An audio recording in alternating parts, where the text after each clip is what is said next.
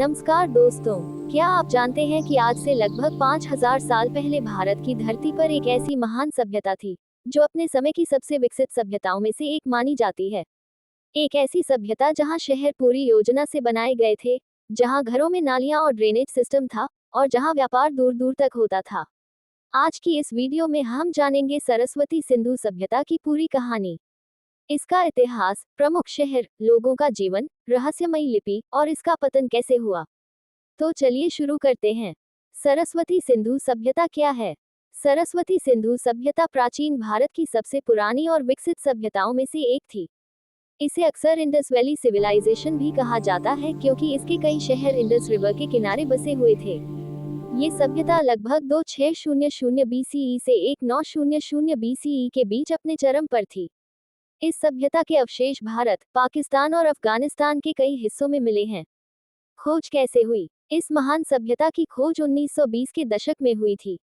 सबसे पहले दो बड़े शहरों की खुदाई हुई, हराप्पा, मोहेंजोदड़ो। इनकी खुदाई के बाद पता चला कि यह एक बहुत विकसित शहरी सभ्यता थी। प्रमुख नगर, सरस्वती सिंधु सभ्यता में कई बड़े बड़े शहर थे। मुख्य शहरों में शामिल हैं हराप्पा, मोहेंजोदड़ो, धोलावीरा, लोथल, कलाईबंगन। इन शहरों की सबसे खास बात थी कि ये सभी योजना बनाकर बनाए गए थे। शहरों की योजना, इस सभ्यता के शहरों की योजना बहुत आधुनिक थी।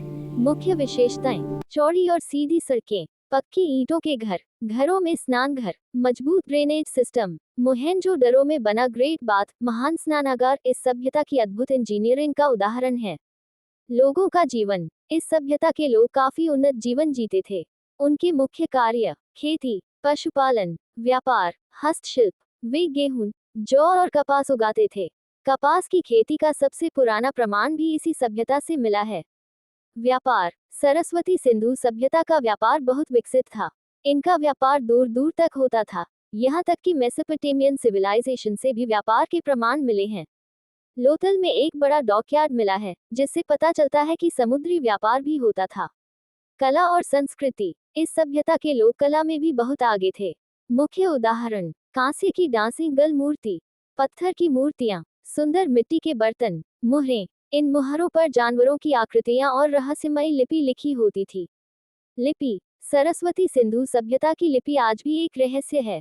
अब तक कोई भी विद्वान इस लिपि को पूरी तरह पढ़ नहीं पाया है, इसलिए हमें इनके धर्म और शासन के बारे में पूरी जानकारी नहीं मिल पाई। धर्म, इस सभ्यता के लोग प्रकृति की पूजा करते थे।